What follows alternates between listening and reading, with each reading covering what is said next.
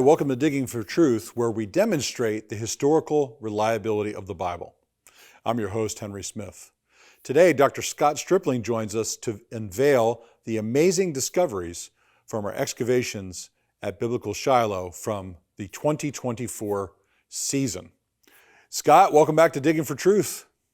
Hi, Henry. It's good to be with you again, my friend. All right, my friend. Well, it has been a while since you and I have talked about Shiloh on a Digging for Truth program. Um, the 2024 season is in the can, as it were, and of course, you're in the process of analyzing and going through all of that material. It was a very unusual season from a geopolitical standpoint. So maybe we could start there, Scott. Share with us your experience, your impressions under your leadership, the circumstances of 2024. October 7th was a watershed. I was in Europe speaking at a conference when it happened, and it turned the heat up. There's always tension in that part of the world and in the region of Judea, Samaria, where we work, especially, and turned up the heat. And so we now have an all-out war going in the Gaza Strip, and a second front opened up in Lebanon, dealing with other forces from the north.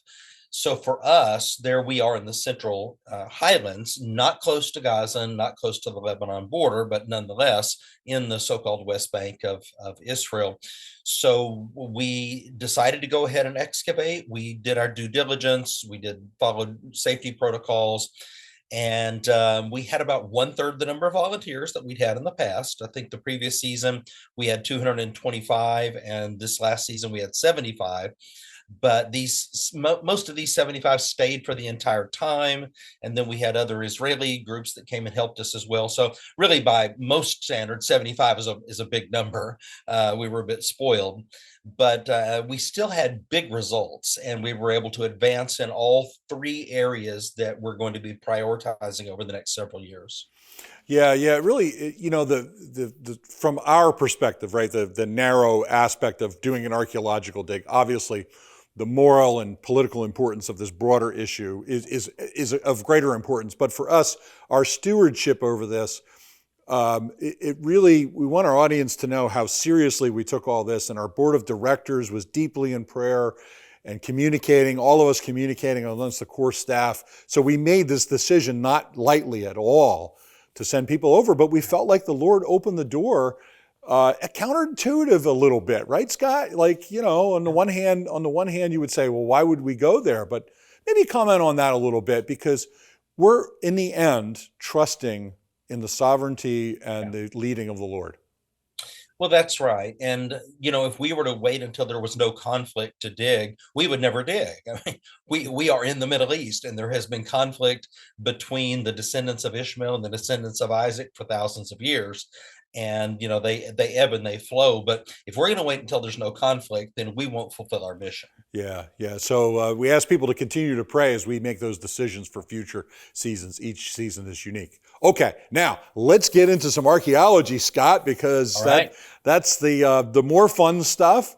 I guess we could start with this structure that looks like has been developing over time into a possible city gate. Tell us Okay. about it. Tell us what you know. Yeah, how do you get in and out of the city? We know that when you have a walled city, there has to be a gate complex. There's normally an outer gate complex and an inner gate complex, and all kinds of things happen there. The archives are kept there. Punishment is meted out there. It's a social gathering. It's a flea market. So all kinds of things happening in the gate. Where would it be? Most people, in fact, all scholars had theorized that the gate would have been on the south because there was a gradual ascent to the site. I never bought into that, Henry, because the water source was on the north. And so we have 1 kilometer to the north is Ein Salun. And I thought there has got to be a gate on the north, either the primary gate or a secondary postern type gate on the north. And so I was not entirely surprised when we began to uncover the evidence that there was indeed a gate. In other words, we were missing part of the glossy stopped at this point. In fact, you were supervising the square that gave us the first clue, because that massive wall, which we can now see in its entirety, blocks the glossy and it doesn't continue. And since then, we have found pillars and piers, in situ paving, and all other indications of a gate complex. Yeah, yeah. It was kind of fun for me to just be a little piece of, the journey of that. That's what archaeology is, though. Imagine dumping out a 5,000 piece puzzle on the floor, and some of the pieces go under the furniture, and right? I mean, that's kind of what it's kind of like. You gotta put it all together. So the gate, Scott. This reminds me. We did an episode together on the Amarna Letters, and Right. you proposed a new reading for one of the Amarna Letters that mentions Shiloh. Because what's in the Right. Amarna Letters? What's mentioned there? Well, in EA 288, it mentions the gate of Silu. Turbasu was slain in the gate of Silu. Yatihada was slain in the gate of Silu. What I am proposing is that Silu is Shiloh. And in fact, I'll be publishing this. Clyde Billington and I have written a joint chapter for the new Festschrift in honor of Edwin Yamauchi, which we hope will be published later this year.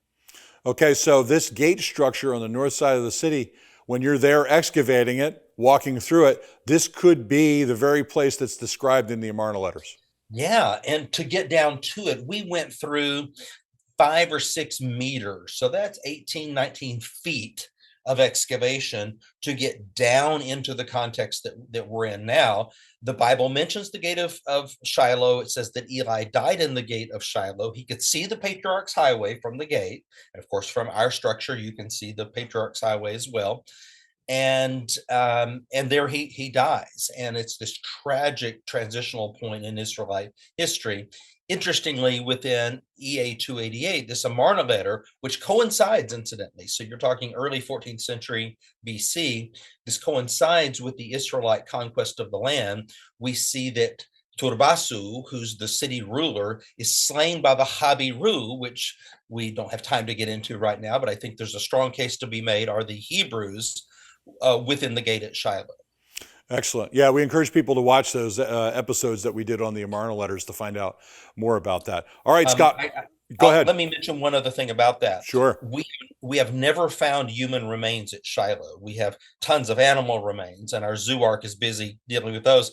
Our anthropologist should be on unemployment because we have no human remains. Of course, they bury outside the city, so unless you're killed by an enemy or something like that, Yes. you're normally not going to find burials at these sites inside the city. But what did we find this season in that gate area? A human skull. And so then we think about, these three instances, Turbasu, Yatihada, Eli, all being mentioned as having died in this area, and then we find a human skull. That's fascinating. Fascinating. All right, Scott, we're going to continue our journey through the 24 season at Shiloh after this break. In a culture of intense Bible-denying skepticism, Associates for Biblical Research exists to strengthen followers of Jesus by affirming the authority of the Bible. Our archaeological fieldwork and original research form a strong foundation in upholding the reliability of the Scriptures. For students or anyone asking if they can really trust the Bible, please visit our website and partner with us by joining our prayer team or financially supporting this ministry. And thank you for standing with us. Hi, welcome back to Digging for Truth. I'm here with professional archaeologist and biblical scholar Dr. Scott Stripling, head of the Shiloh excavations, talking about the 2024 season at Shiloh. Okay, Scott, we want to talk about one of really the most significant discoveries that really extends across multiple seasons at Shiloh, and that is the Monumental building, and I'll let you describe it from there. Okay, we know that the Bible gives us dimensions for the tabernacle. It's approximately 25 meters long, 12 and a half meters wide. It's divided onto 2-to-1 ratios, and it orients east-west. The tabernacle was, of course, a tent But when they came to Shiloh, we have suggestions within the biblical text itself in 1 Samuel chapters 3 and 4 that a permanent structure was built at Shiloh. And in Hebrew, you can see it very clearly, but even in English, you can pick up on the fact that the language has changed. You're now talking about the doors of the tabernacle instead of the curtains of the tabernacle. For example, it's called the temple of the Lord instead of the tent of the Lord. So scholars for hundreds of years have written about this strange change in the language. Then we know from the Seder Olam and the Zebayim, two Mishnaic sources, that there was a permanent structure built at Shiloh, but without a roof. So stone walls with a tent over it, kind of a quasi-tabernacle temple. We come along then and begin to excavate, and what do we find but an east-west building which dates to this period, the late Bronze Age 2, Iron Age 1 period. It's unusual to get structures from that time, and especially very large ones, because the walls are 1.2 meters wide. The first wall we found was perfectly east-west, our wall 10, and then in subsequent seasons, we began to find parallel and perpendicular walls. So what I did is I took a drone shot and took the biblical dimensions of the tabernacle and superimposed them, and the walls that we had up to that point fit perfectly within that grid. And that's where it began to get exciting. Yeah, so oriented right, looks like the dimensions are right, really heading in the right direction. What you would then want is material from within that structure or around it that's consistent with our overarching thesis. So have we found anything like that, and what is it? Yeah, funny you should ask. We have pomegranates, miniature ceramic pomegranates. This season, we have another pomegranate. It's even smaller and it's perfectly preserved. We got it through wet sifting, and it's right within the Holy of Holies of this building. And it even has the little hook on it. It's made of faience, not ceramic. So faience is like the forerunner of glass, if you will. So that's our third pomegranate now from this area. We also have murex shells from inside the building. The murex shell is, of course, where you get the dye for the priestly garments, the purple bluish dye.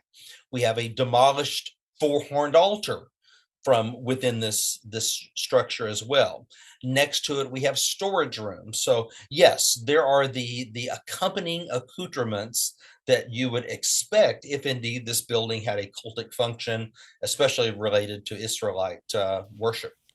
So talk about the pomegranates a little bit, Scott, if you would. First, talk about the one that was found 100 years ago that you guys went back and restudied.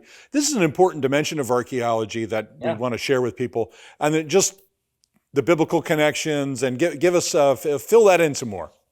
So Tim Lopez and I published the first pomegranate from back in 2018, but I had a gut feeling, a sense that maybe the Danish in their dig 100 years earlier, that maybe they had found pomegranates as well and had not identified them correctly, because they're sort of strange looking. They're miniature pomegranates. And so sure enough, going back and looking at their reports, there was what appeared to be a ceramic pomegranate. A member of our Danish team was able to go for me to the Royal Museum in Copenhagen. And of course, you arrange all this in advance, and was able to photograph and weigh and take samples and do everything we needed to publish those two. And then just a few months ago, we got a third pomegranate as well. All right. So, and the pomegranate, what is it they say about it? The how many seeds are in it, and how many? What's that? That story? Well, it's one species of pomegranate always has the same number of seeds, 613. And we've thought a lot about that. Maybe this represents the 613 commandments in the Hebrew Bible. Yes, or yes. Maybe it represents fecundity or something like this. But we know that from the Bible that the priest had bells and pomegranates on the hem of their garments, and that Solomon later adorned the temple with 200 pomegranates. No other fruit, by the way, only the pomegranate. Yeah. So there's got to be a very significant religious connection here. Yeah. And the fact that it's in this monumental structure, which we're theorizing is where the tabernacle was, it's just kind of screaming at us, isn't it, Scott? Yeah. Well, let me tell you about the walls, Henry, because now we're reaching floor level in several places. And we have preservation between 2 and 3 meters of depth I never dreamed we were going to have that level of preservation. So we have massive walls. They're very well preserved. And now the perpendicular wall, which seems to be blocking the Holy of Holies, which had us puzzled, we now have found the foundation trench of that, and we can date that to a later phase, an Iron Age 2A phase. So after the Tabernacle period, in other words. And so the more we excavate, the clearer the picture becomes. We've got good carbon dates. We have good ceramic dates. We have objects like the pomegranate, floor level now that we're dealing with. The only thing we're struggling at this point is across the path in Area K. Part of the southern wall was demolished by later builders in the Second Temple period. And so we're now going to have to fully excavate that area and go deep to find the foundations of that wall. Okay, would you expect that to take probably several seasons to do that? Well, it's always hard to know, when will we be done, but I'm estimating that we have 4 more seasons of excavation Okay. ahead of us to accomplish those original research goals. So to finish the gate complex, to finish the monumental building, and then to finish the favissa, which we'll talk about. Interestingly, we have students, PhD students, who've grown through our team, who are now doing their doctoral dissertations on these areas, which is exactly what you would want to come out of a dig, original research. Yeah, it's excellent. And developing a new generation of archaeologists, right, to continue doing the work, multi-generational work, because that's how the gospel goes, and that's how our research should be as well. Well, friends, thank you for joining us for Digging for Truth. We'll be right back. Are you interested in digging even deeper for the truth? Then please visit the ABR website at BibleArchaeology.org and click on Bookstore. There you'll find a wide variety of resources designed to defend the Christian faith. Archaeology, apologetics, the text of Scripture, creation evolution, even study Bibles.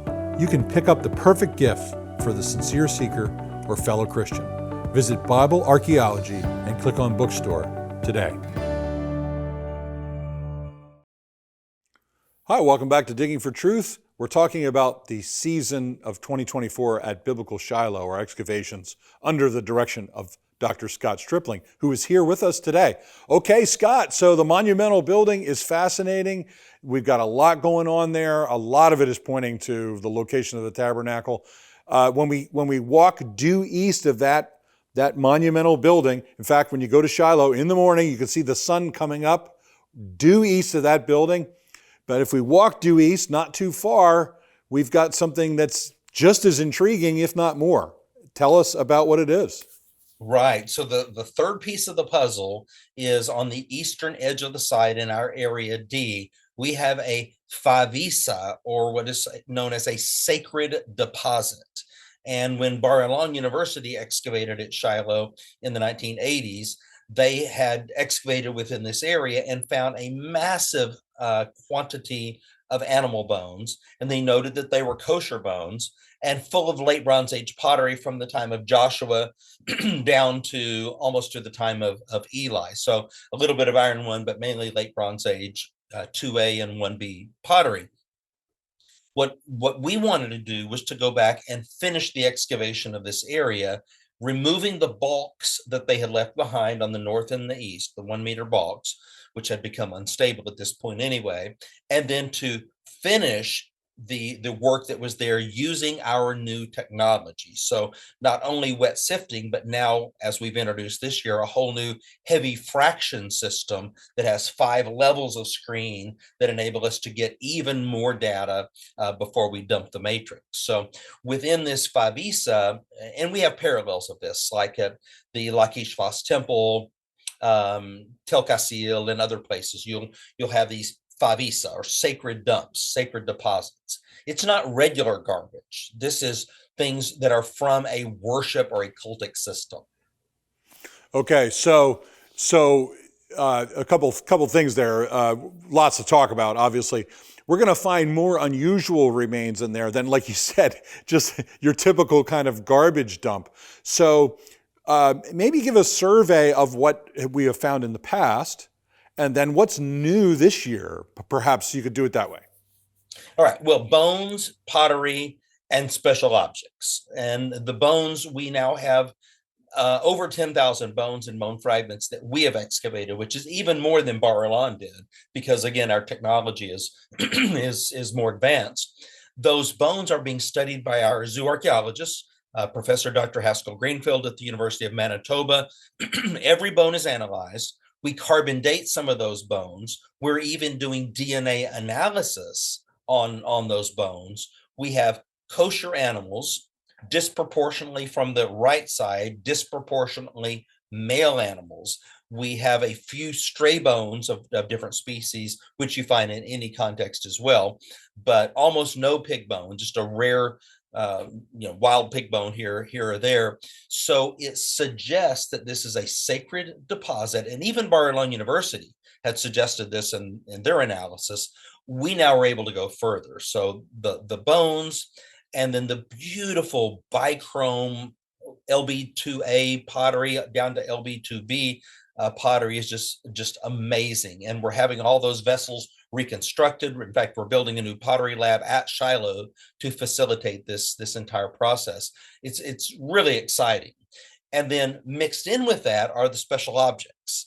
And I bet you'd like to know a little bit about those. I would. I just want to, for our new viewers, perhaps, the dates you were talking about, LB, late bronze, around the time of Joshua and the transition from Joshua into the Judges period. So it fits the time frame properly. And these are specialized types of pottery, right, Scott? This is not normal cook pots, the kind of stuff we find in everyday life.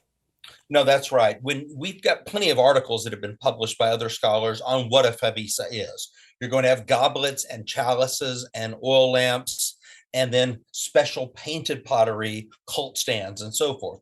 Well, that's exactly what we are finding, and they're beautifully preserved, as if the vessel was broken as part of a libation, like a drink offering, and then all the pieces are there if you can find them all. So it's very rare for us to be able to reconstruct a vessel like once a week or something, be it one that we can put back together. But here, most of these vessels can be reconstructed. All right, so you asked me the question, do I want to know what else? And I know the audience wants to know, so go for it. Did you know that about 90% of archaeologists work their whole career and they never find gold? Gold is rare. People in the ancient world don't just lose it. They'll do anything to prevent doing that. So what we have found in this small area is a hoard of gold.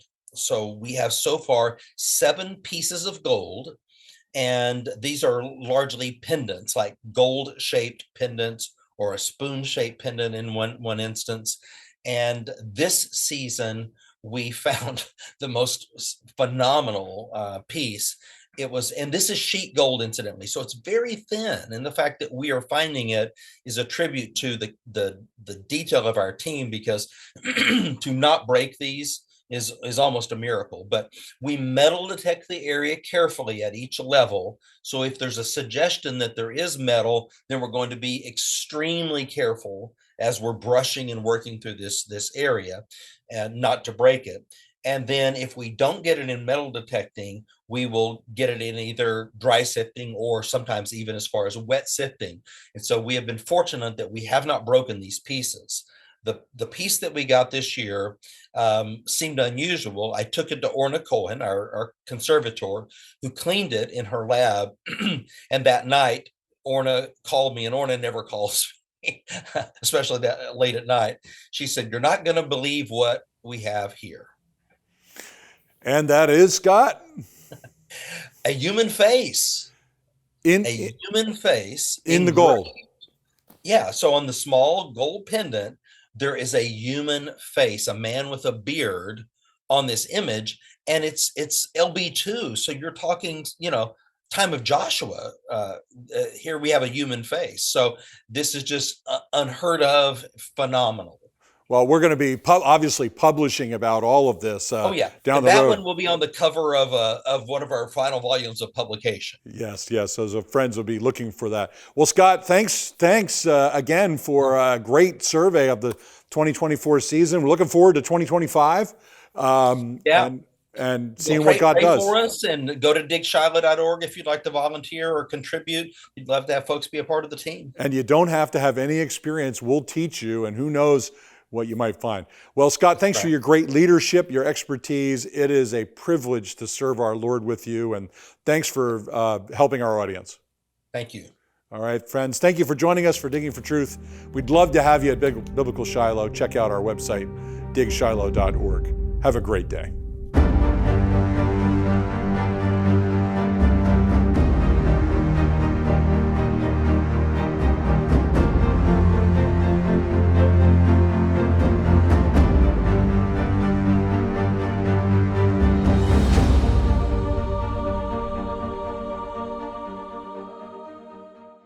Digging for Truth is produced and recorded in the studios of Lighthouse TV. Positively different.